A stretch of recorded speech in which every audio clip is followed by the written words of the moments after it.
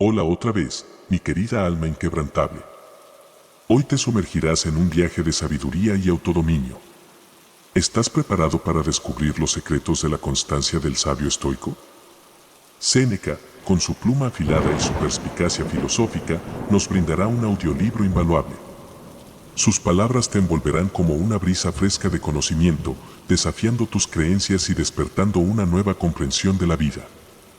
Te sumergirás en sus enseñanzas mientras escuchas su voz resonando en tu mente, como si estuvieras sentado en el mismo estudio donde Séneca reflexionaba sobre la existencia humana.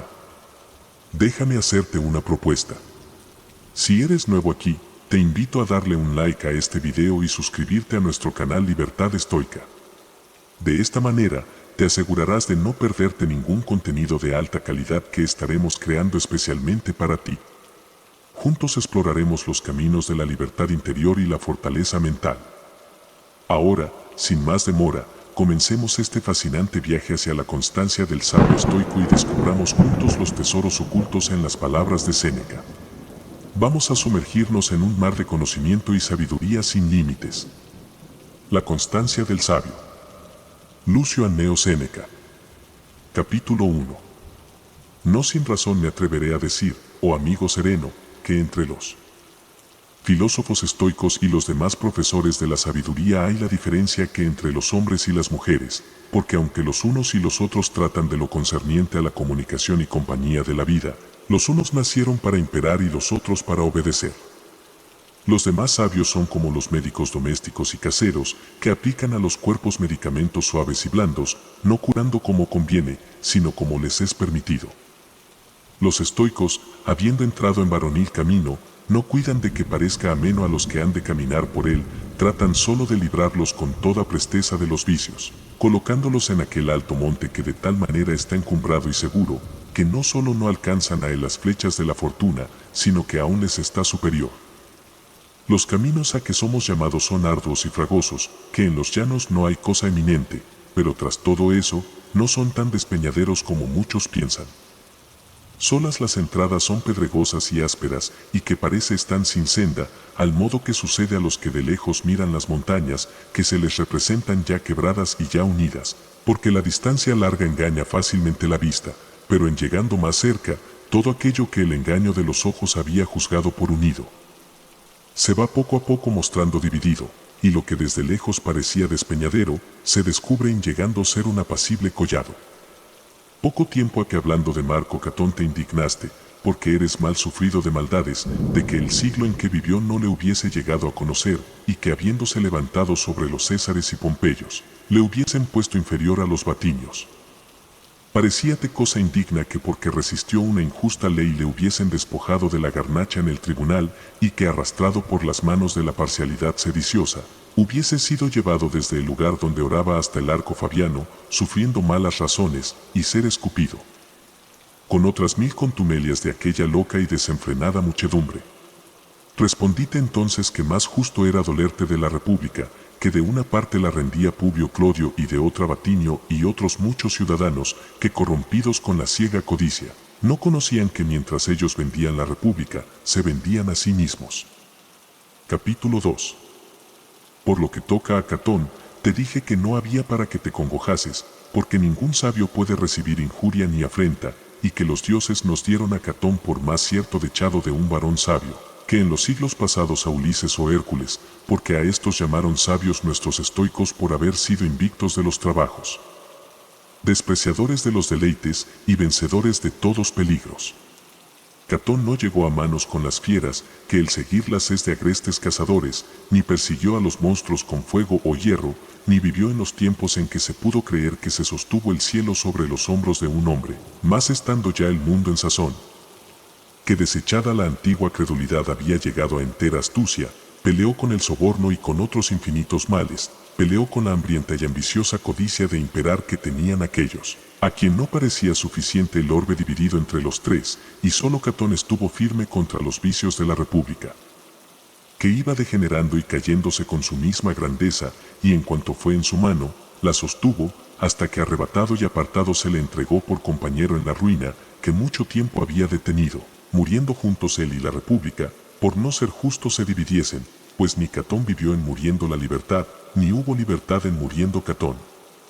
¿Piensas tú que a tal varón pudo injuriar el pueblo porque le quitó el gobierno y la garnacha, y porque cubrió de saliva aquella sagrada cabeza?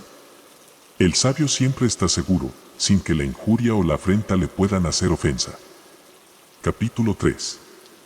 Paréceme que veo tu ánimo, y que, encendido en cólera, te aprestas a dar voces, diciendo, estas cosas son las que desacreditan y quitan la autoridad a vuestra doctrina, prometéis cosas grandes, y tales, que no solo no se pueden desear, pero ni aún creer. Decís por una parte con razones magníficas que el sabio no puede ser pobre, y tras eso confesáis que suele faltarle esclavo, casa y vestido. Decís que no puede estar loco, y no negáis que puede estar enajenado, y hablar algunas razones poco compuestas, y todo aquello a que la fuerza de la enfermedad le diere audacia.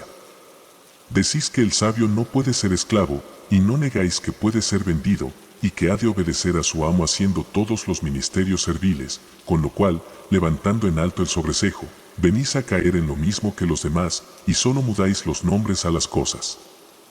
Lo mismo sospecho que sucede en lo que decís, que el sabio no puede recibir injuria ni afrenta, proposición hermosa y magnífica a las primeras apariencias. Mucha diferencia hay en que el sabio no tenga indignación, a que no reciba injuria. Si me decís que la sufrirá con gallardía de ánimo, eso no es cosa particular, antes viene a ser muy vulgar, por ser paciencia que se aprende con la continuación de recibir injurias. Pero si me decís que no puede recibir injuria, y en esto pretendéis decir que nadie puede intentar hacérsela, dígoos que dejando todos mis negocios me hago luego estoico. Yo no determiné adornar al sabio con honores imaginarios de palabras, sino ponerle en tal lugar, donde ninguna injuria se permite. ¿Será esto por ventura porque no hay quien provoque y tiente al sabio? En la naturaleza no hay cosa tan sagrada a quien no acometa algún sacrilegio, pero no por eso dejan de estar en gran altura las divinas, aunque hay quien sin haber de hacer mella en ellas, acomete a ofender la grandeza superior a sus fuerzas. Yo no llamo invulnerable a lo que se puede herir, sino a lo que no se puede ofender. Daréte con un ejemplo a conocer al sabio. Puédese dudar de que las fuerzas no vencidas son más ciertas que las no experimentadas, pues éstas son dudosas, y las acostumbradas a vencer constituyen una indubitable firmeza. En esta misma forma juzga tú por de mejor calidad al sabio a quien no ofende la injuria, que al que nunca se le hizo. Yo llamaré varón fuerte aquel a quien no rinden las guerras, ni le atemorizan las levantadas armas de su enemigo, y no daré este apellido al que entre perezosos pueblos goza descansado ocio. El sabio es a quien ningunas injurias ofenden, y así no importa que le tiren muchas flechas, porque tiene impenetrable el pecho, al modo que hay muchas piedras cuya dureza no se vence con el hierro, y el diamante ni puede cortarse, herirse ni mellarse, antes rechaza todo lo que voluntariamente se le opone.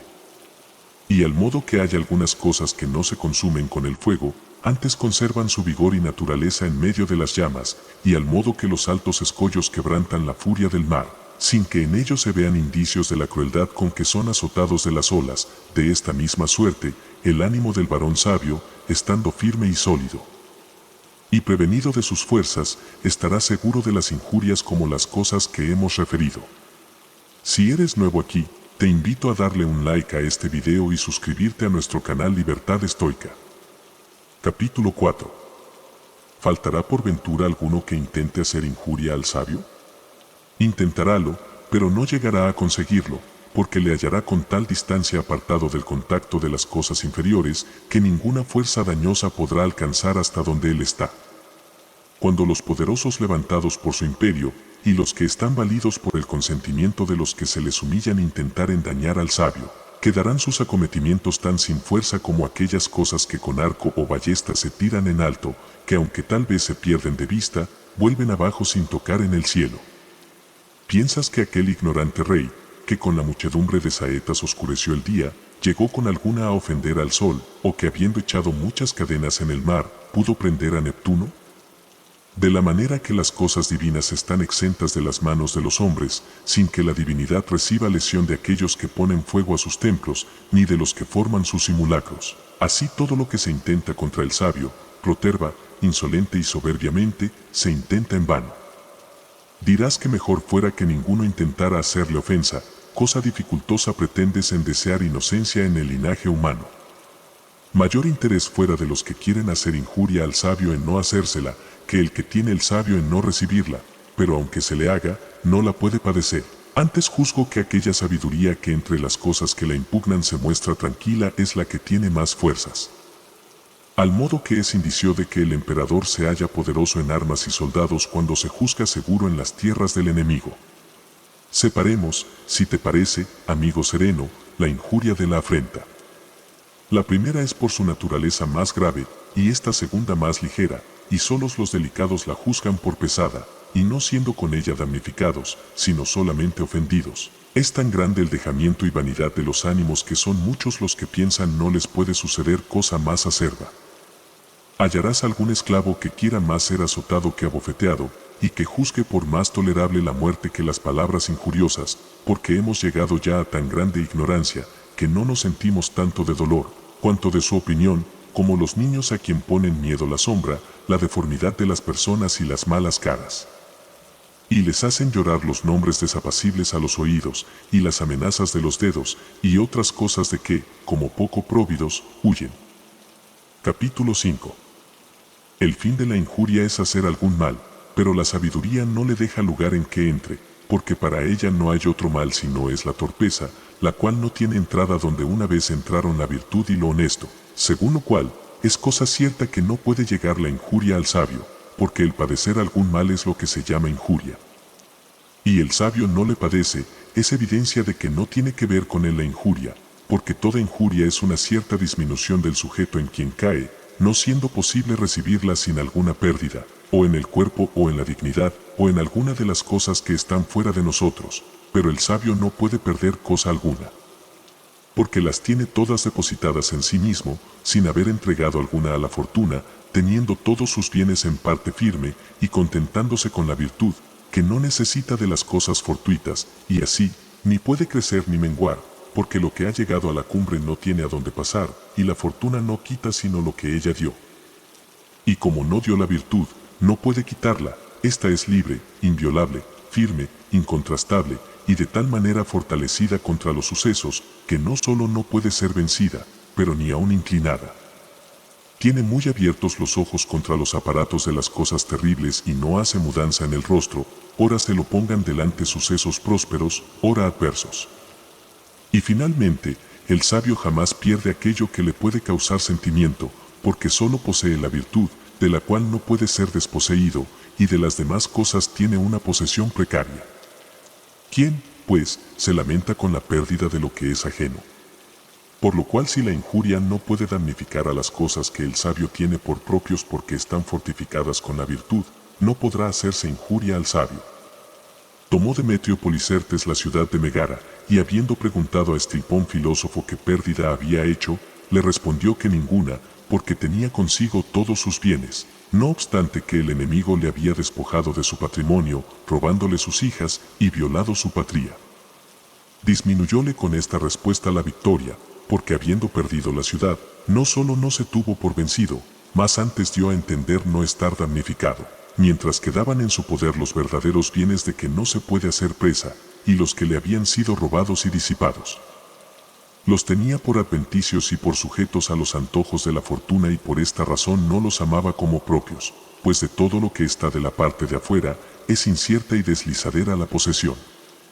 Juzga, pues, ahora sí a este sabio, a quien la guerra y el enemigo práctico en batir murallas no pudieron quitar cosa alguna, si se la podrá quitar el ladrón, el calumniador, el vecino poderoso o el rico, que por no tener hijos se hace respetar como rey. Entre las espadas por todas partes relumbrantes, y entre el tumulto militar para la presa, entre las llamas y la sangre, entre las ruinas de una ciudad saqueada, y entre el fuego de los templos que caían sobre sus dioses, solo hubo paz en este hombre. Según esto, no hay para que juzgues por atrevida mi proposición, pues si tuvieres de mi poco crédito, te daré fiador. Y si te parece que en un hombre no puede haber tanta parte de firmeza ni tal grandeza de ánimo, ¿qué dirás si te pongo delante quien diga lo siguiente? Capítulo 6. No hay por qué dudes de que hay hombre nacido que pueda levantarse sobre las cosas humanas, mirando con tranquilidad los dolores, las pérdidas, las llagas, las heridas y, finalmente, Los grandes movimientos que cercándole braman mientras él plácidamente sufre las cosas adversas y con moderación las prósperas.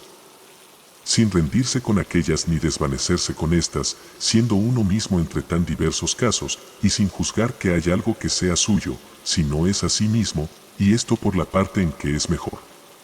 Aquí estoy para probarte esta verdad con este destruidor de tantas ciudades.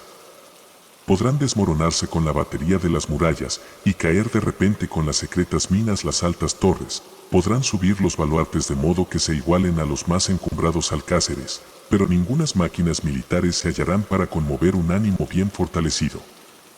Librem, dice, de las ruinas de mi casa, y huí por medio de las llamas que de todas partes estaban relumbrando, y no sé si el suceso que habrán tenido mis hijos será peor que el público. Yo, solo y viejo, viéndome cercado de enemigos, digo que toda mi hacienda está en salvo, porque tengo y poseo todo lo que de mí tuve, no tienes por qué juzgarme vencido ni estimarte por vencedor, tu fortuna fue la que venció a la mía. Yo ignoro dónde están aquellas cosas caducas que mudaron dueño, pero lo que a mí me toca, conmigo está y estará siempre. En este caso perdieron los ricos sus riquezas, los lascivos sus amores y las amigas amadas con mucha costa la vergüenza. Los ambiciosos perdieron los tribunales y lonjas y los demás lugares destinados para ejercer en público sus vicios. Los logreros perdieron las escrituras en que la avaricia, fingidamente alegre, tenía puesto el pensamiento, pero yo todo lo tengo libre y sin lesión. A estos que lloran y se lamentan, y a los que por defender sus riquezas oponen sus desnudos pechos a las desnudas espadas, y a los que, huyendo del enemigo, llevan cargados los senos, puedes preguntar lo que perdieron.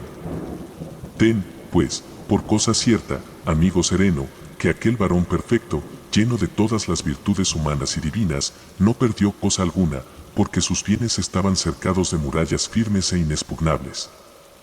No compares con ella los muros de Babilonia que allanó Alejandro, no los castillos de Cartago y Numancia, ganados con un ejército, no el Capitolio y su alcázar, que todos ellos tienen las señales de los enemigos, pero las que defienden al sabio están seguras del fuego y de los asaltos, sin que haya portillo por donde entrar, porque son altas, excelsas e iguales a los dioses. Si eres nuevo aquí, te invito a darle un like a este video y suscribirte a nuestro canal Libertad Estoica. Capítulo 7. No tendrás razón en decir lo que sueles, que este nuestro sabio no se halla en parte alguna, porque nosotros no fingimos esta vana grandeza del humano entendimiento, ni publicamos gran concepto de cosa falsa, sino como lo formamos os lo damos y os lo daremos, si bien raramente y con grande intervalo de los tiempos se halla. Porque las cosas grandes que exceden el vulgar y acostumbrado modo no nacen cada día.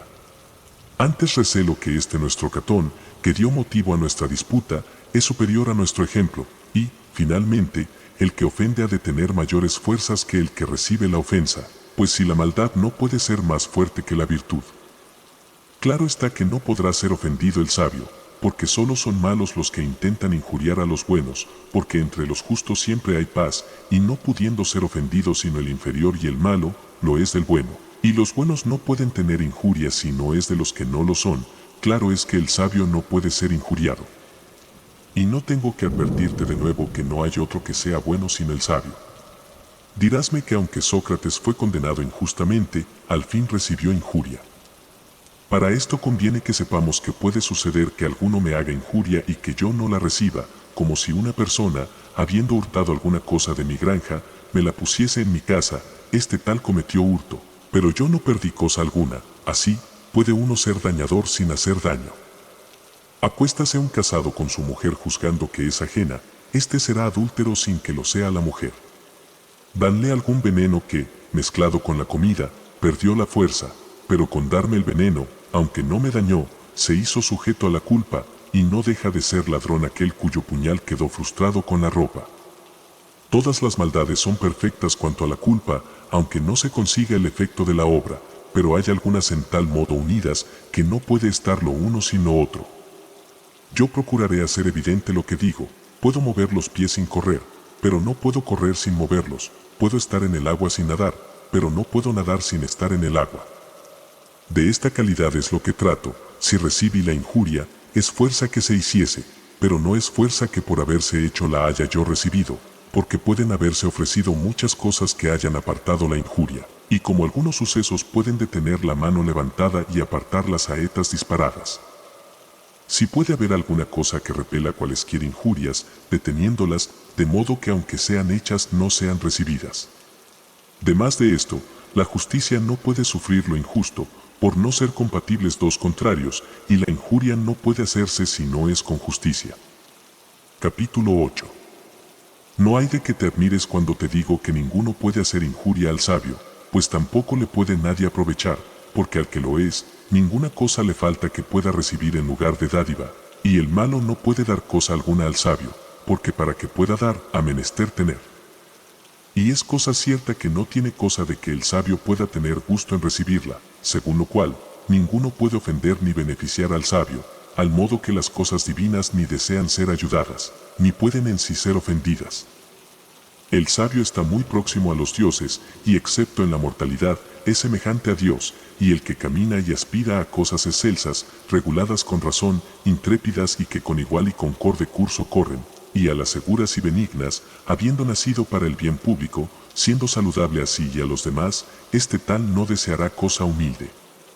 Y el que, estribando en la razón, pasare por los casos humanos con ánimo divino, de ninguna cosa se lamentará. ¿Piensas que digo solamente que no puedo recibir injuria de los hombres? Pues digo que ni aun de la fortuna, la cual siempre que con la virtud tuvo encuentro salió inferior.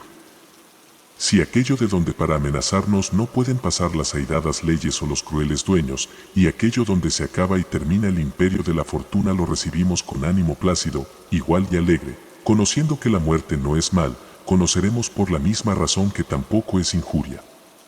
Y con eso llevaremos con más facilidad todas las demás cosas, los daños, los dolores, las afrentas, los destierros, las faltas de los padres y las heridas, todas las cuales cosas, aunque cerquen al sabio, no le anegan, ni todos sus acometimientos le entristecen.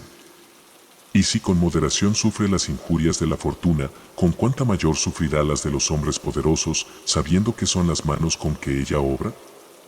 Capítulo 9. Finalmente, el sabio sufre todas las cosas, al modo que pasa el invierno, el rigor y la destemplanza del cielo, y como los calores y enfermedades y las demás cosas que penden de la suerte, y no juzga de cualquiera que lo que hace lo guía por consejo, que éste solo se halla en el sabio, que en los demás no hay consejos, sino engaños. Acechanzas y movimientos pálidos del ánimo, atribuyéndolo todo a los casos. Porque todo lo que es casual y fortuito, si se enfurece y altera, es fuera de nosotros. Y piensas también que aquellos por quien se nos dispone algún peligro tienen ancha materia a las injurias, ya con testigos supuestos, ya con falsas acusaciones, ya irritando contra nosotros los movimientos de los poderosos, con otros 1000 atrocinios que pasan aún entre los de ropas largas. Teniendo también por injuria si se les quita su ganancia o el premio mucho tiempo procurando, si les salió incierta la herencia solicitada con grandes diligencias, quitándoseles la gracia de la casa que les había de ser provechosa? Pues todo esto lo desprecia el sabio, porque no sabe vivir en esperanza o en miedo de lo temporal. Añade a esto que ninguno recibe injuria sin alteración de ánimo, porque cuando la suerte se perturba, y el varón levantado carece de perturbación por ser templado y de alta y plácida quietud, y si la injuria tocara al sabio, conmoviérale e inquietárale, siendo cierto que carece de la ira injusta que suele despertar la apariencia de injuria. Porque sabe no puede hacérsele, por lo cual, hallándose firme y alegre y en continuo gozo, de tal manera no se congoja con las ofensas de los hombres, que la misma injuria y aquello con que ella quiso hacer experiencia del sabio tentando su virtud, se hallan frustrados. Ruegos que favorezcamos este intento y que le asistamos con equidad de ánimo y oídos. Y no porque el sabio se exime de la injuria se disminuye algún tanto vuestra desvergüenza o vuestros codiciosísimos deseos, ni vuestra temeridad o soberbia, porque quedando en pie vuestros vicios, queda en su ser esta libertad del sabio. No decimos que vosotros no tenéis facultad de hacerle injuria, sino que él echa por alto todas las injurias y que se defiende con paciencia y grandeza de ánimo. De esta suerte vencieron muchos en las contiendas sagradas, fatigando con perseverante paciencia las manos de los que los herían. De este mismo género juzga tú la paciencia y sabiduría de aquellos que, con larga y fiel costumbre, alcanzaron fortaleza para sufrir y para cansar cualesquiera enemigas fuerzas. Capítulo 10. Pues hemos tratado de la primera parte, pasemos a la segunda, en la cual refutaremos la afrenta con algunas razones propias y con otras comunes. La contumelia es menor que la injuria, y de ella nos podemos quejar más que vengarla, y las leyes no la juzgan digna de castigo. La humildad mueve este afecto del ánimo que se encoge por algún hecho o dicho contumelioso. No me admitió hoy fulano, habiendo admitido a otros, o no escuchó mis razones, o en público se rió de ellas, no me llevó en el mejor lugar, sino en el peor, con otros algunos sentimientos de esta calidad, a los cuales no sé qué otro nombre poder dar sino quejillas de ánimo mareado, en que siempre caen los delicados y dichosos, porque a los que tienen mayores cuidados no les queda tiempo para reparar en semejantes impertinencias. Los entendimientos que de su natural son flacos y mujeriles y que con el demasiado ocio los sanean, como carecen de verdaderas injurias, se alteran con estas, cuya mayor parte consiste en la culpa de quien las interpreta. Finalmente, el que se altera con el agravio hace demostración que ni tiene cosa alguna de prudencia ni de confianza, y así se juzga despreciado, y este remordimiento no sucede sin un cierto abatimiento de ánimo, rendido y desmayado. El sabio, de ninguno puede ser despreciado, porque, conociendo su grandeza, se persuade a que nadie tiene autoridad de ofenderle, y no solo vence estas, que yo no llamo miserias, sino molestias del ánimo, pero ni aun naciente. Hay otras cosas que aunque no derriban al sabio, le hieren, como son los dolores del cuerpo, la flaqueza, la pérdida de hijos y amigos y la calamidad de la patria abrasada en guerras. No niego que el sabio siente estas cosas, porque no le doy la dureza de las piedras o del hierro, pero tampoco fuera virtud sufrirlas no sintiéndolas. Capítulo 11. Pues ¿qué es lo que hace el sabio? Recibe algunos golpes, y en recibiéndolos los rechaza, los sana y los reprime, mas estas cosas menores no solo no las siente, pero aún no se vale contra ellas de su acostumbrada virtud habituada a sufrir, antes no repara en ellas, o las juzga por dignas de risa. Demás de esto, como la mayor parte de las contumelias hacen los insolentes y soberbios y los que se avienen mal con su felicidad, viene a tener el sabio la sanidad y grandeza de ánimo con que rechaza aquel hinchado afecto.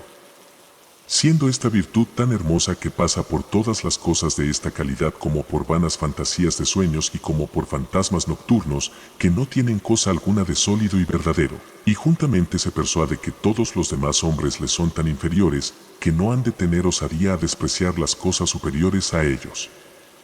Esta palabra contumelia se deriva del desprecio, porque ninguno, si no es el que desprecia, la hace, y ninguno desprecia al que tiene por mayor y por mejor aunque haga algo de aquello que suelen hacer los despreciadores. Suelen los niños dar golpes en la cara a sus padres, y muchas veces desgreñan y arrancan los cabellos a sus madres, escúpenlas, descúbrenlas en presencia de otros y dicen las palabras libres, y a ninguna acción de estas llamamos contumelia. ¿Cuál es la razón? Porque el que lo hizo no pudo despreciar, y por esta misma causa nos deleita la licenciosa urbanidad que los esclavos tienen para con sus dueños, cuya audacia y dicacidad puede atreverse a los convidados cuando empezó en su señor, porque al paso que cada uno de ellos es más abatido y ridículo, es de más osada lengua.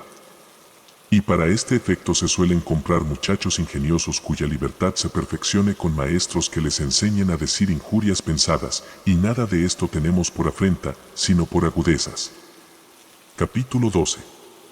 Pues qué mayor locura puede haber como el deleitarnos y ofendernos de las mismas cosas, y el tener por afrenta lo que me dice mi amigo, teniendo por bufonería lo que me dice el esclavo. El ánimo que nosotros tenemos contra los niños, ese mismo tiene el sabio contra aquellos que, aun después de pasada la juventud y habiendo llegado las canas, se están en la puerilidad y niñez. ¿Han, por ventura, medrado algo estos en quien están arraigados los males del ánimo? Y si han crecido, ha sido en errores, diferenciándose de los niños solamente en ser mayores y en la forma de los cuerpos, que en lo demás no están menos vagos e inciertos, apeteciendo el deleite sin elección y estando temerosos, y si se ven algún tiempo quietos, no es por inclinación, sino por miedo.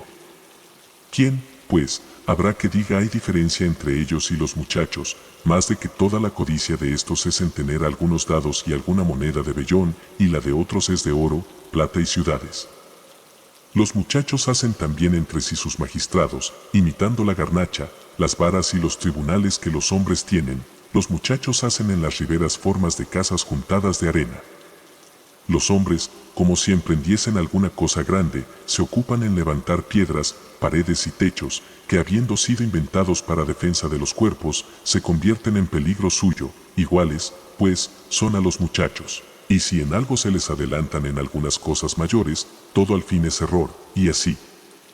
No sin causa el sabio recibe las injurias de estos como juegos, y tal vez los amonesta con el mal y con la pena como a muchachos, no porque él haya recibido la injuria, sino porque la hicieron ellos, y para que desistan de hacerla, al modo que cuando los caballos rehúsan la carrera, les da el caballero con el azote.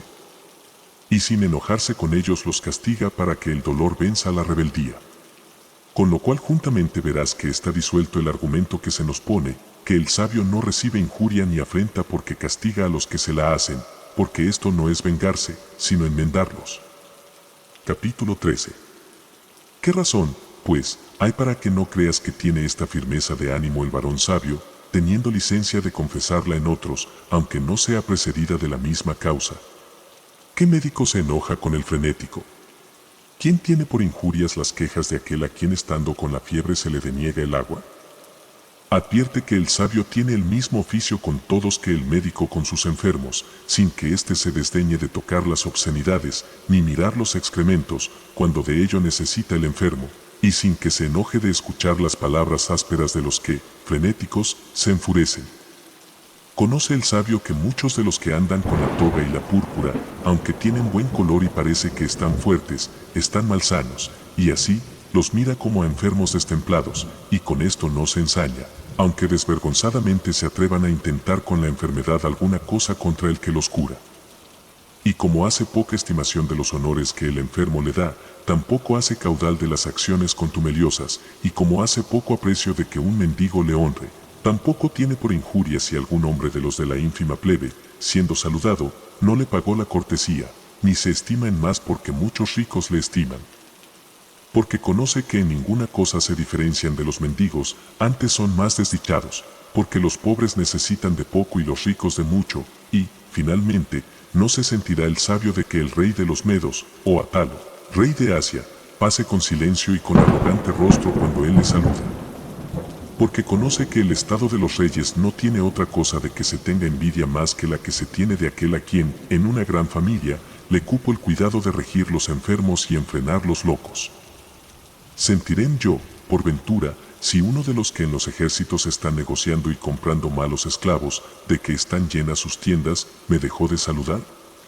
Pienso que no me sentiré, porque qué cosa tiene buena aquel en cuyo poder no hay alguno que no sea malo. Luego al modo que el sabio desprecia la cortesía o descortesía de éste, desestimará la del rey que tiene en su servicio esclavos partos, medos y bactrianos, pero de tal manera que los enfrena con miedo, sin atreverse jamás a aflojar el arco por ser malos y venales y que desean mudar de dueño.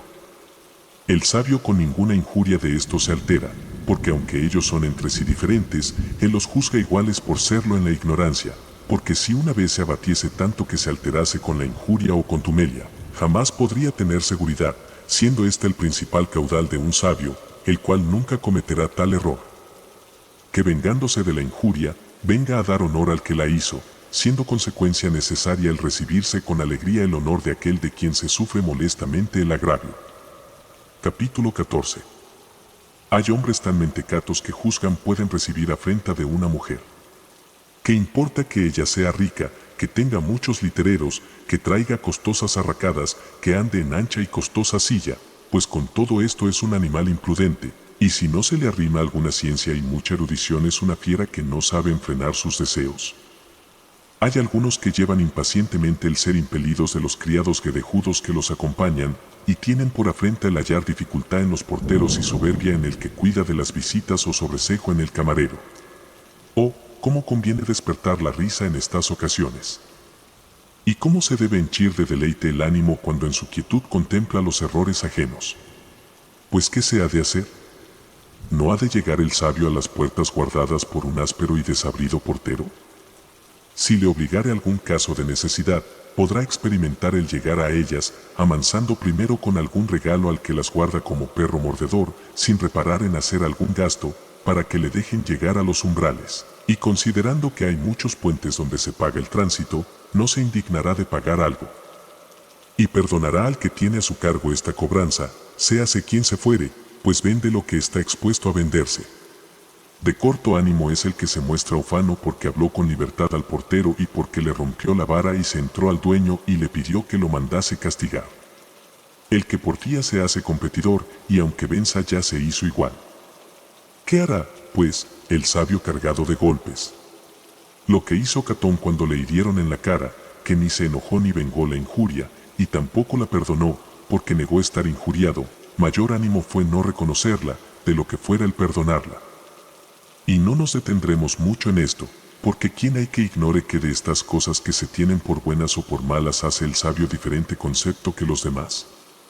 No pone los ojos en lo que los hombres tienen por malo y desdichado, porque no camina por donde el pueblo.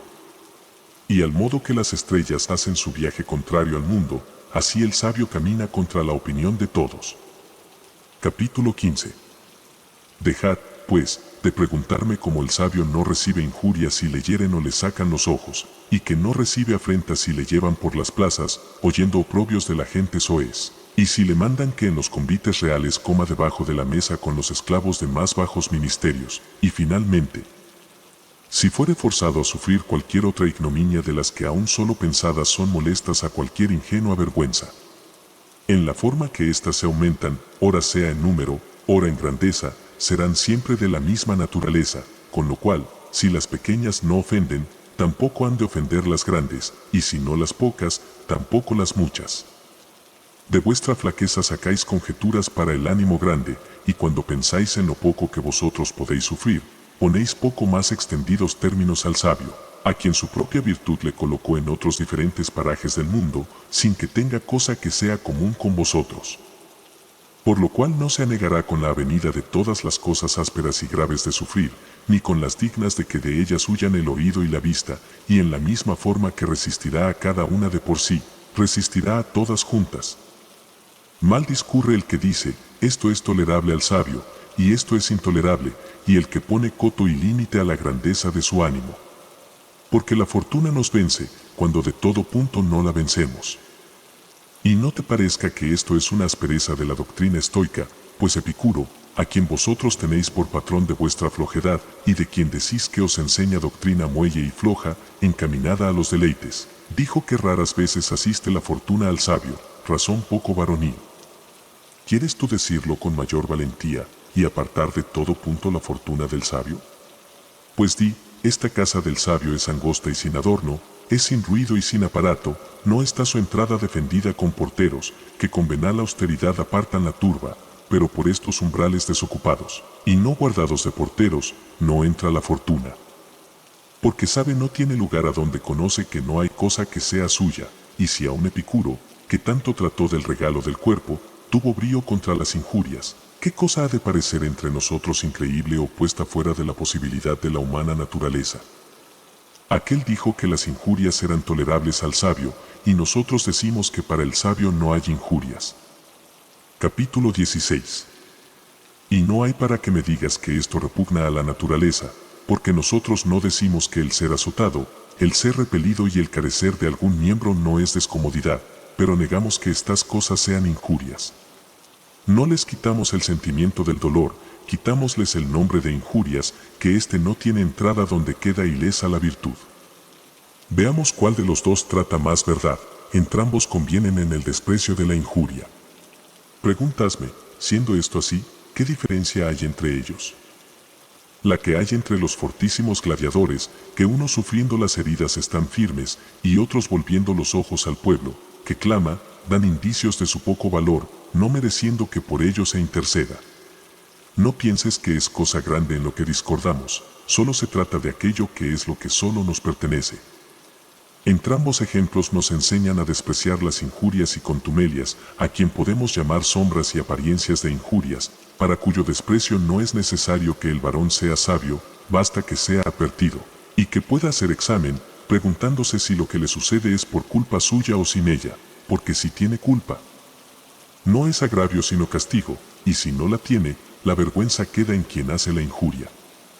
¿Qué cosa es esta a que llamamos contumelia?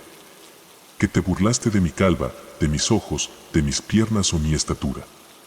¿Qué agravio es decirme lo que está manifiesto? De muchas cosas que nos dicen delante de una persona nos reímos, y si nos la dicen delante de muchas, nos indignamos, quitando la libertad a que otros nos digan lo que nosotros mismos nos decimos muchas veces. Con los donaires moderados nos entretenemos, y con los que no tienen moderación nos airamos. Capítulo 17. Refiere Crisipo que se indignó uno contra otro porque le llamó carnero marino. Y en el Senado vimos llorar a Fido Cornelio, yerno de Ovidio, porque Corbulo le llamó avestruz pelado, había tenido valor contra otras malas razones que le infamaban las costumbres y la vida, y con esta le cayeron feamente las lágrimas. Tan grande es la flaqueza del ánimo en apartándose de la razón.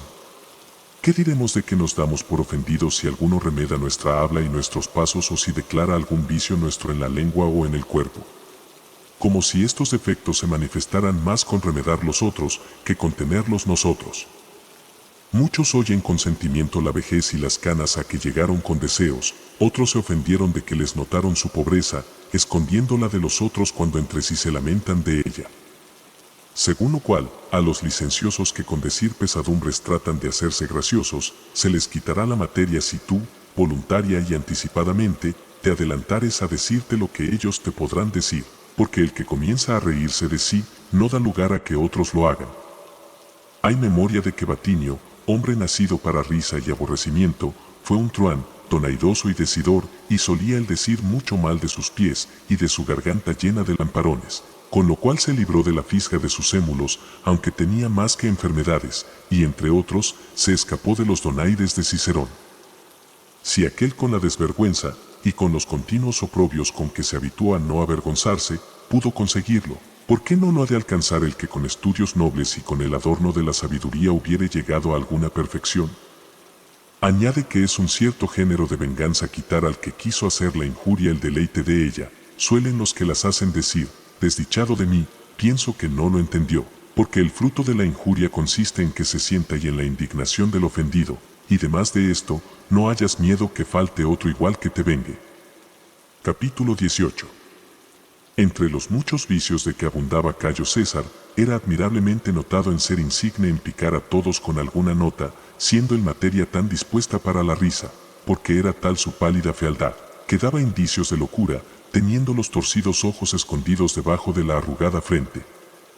Con grande deformidad de una cabeza calva destituida de cabellos, y una cerviz llena de cerdas, las piernas muy flacas, con mala hechura de pies. Y con todas estas faltas sería proceder en infinito si quisiese contar las cosas en que fue desvergonzado para sus padres y abuelos y para todos estados, referiré solo lo que fue causa de su muerte.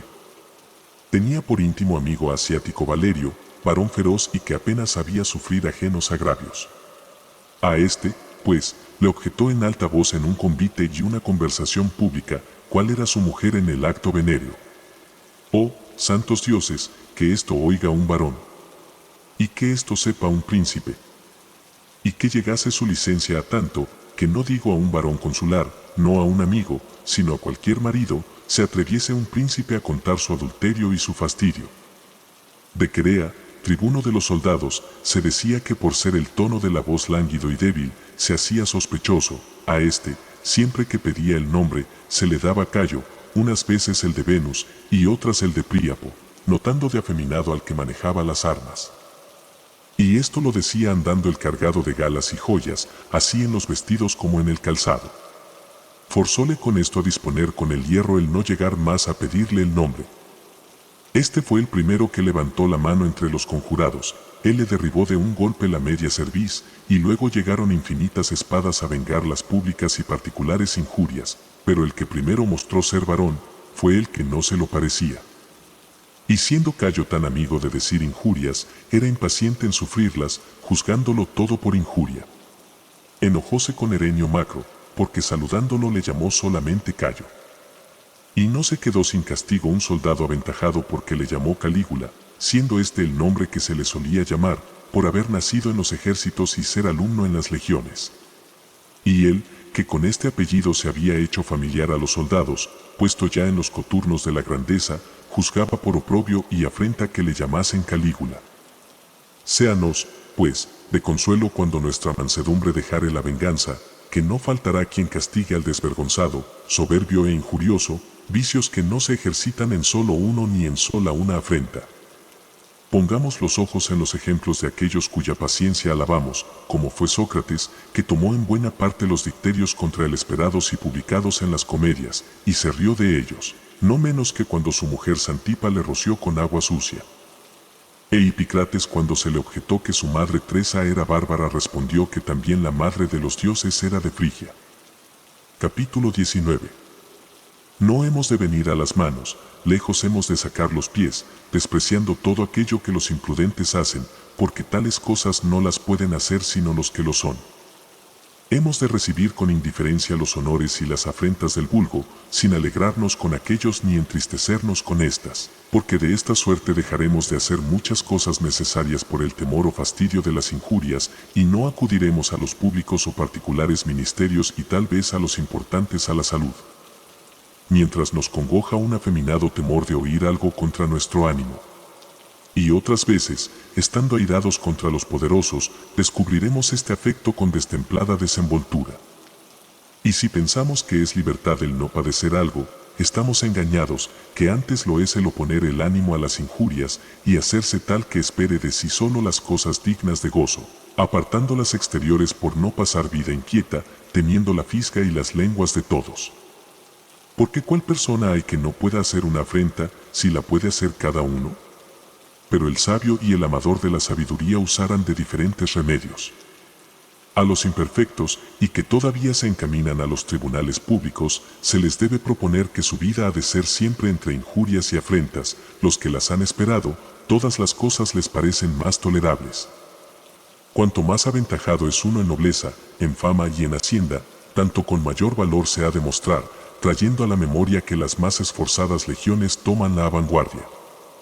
Las afrentas, las malas palabras, las ignominias y los demás de nuestros sufralos como vocería de los enemigos, y como armas y piedras remotas, que sin hacer herida hacen estruendo cerca de los morriones. Súfrelas sin mostrar flaqueza y sin perder el puesto, las unas como heridas dadas en las armas y las otras en el pecho, y aunque te aprieten, y con molesta violencia te compelan, es torpeza el rendirte. Defiende, pues, el puesto que te señaló la naturaleza. Y si me preguntas qué puesto es este, te responderé que el de varón. El sabio tiene otro socorro diverso del vuestro, porque vosotros estáis en la pelea, y para él está ya ganada la victoria. No hagáis repugnancia a vuestro bien, y mientras llegáis al que es verdadero, alentad en vuestros ánimos esta esperanza, y recibid con gusto lo que es mejor. Y confesad con opinión y con deseos el decir que en la república del linaje humano hay alguno invencible y en quien no tiene imperio la fortuna. Si eres nuevo aquí, te invito a darle un like a este video y suscribirte a nuestro canal Libertad Estoica.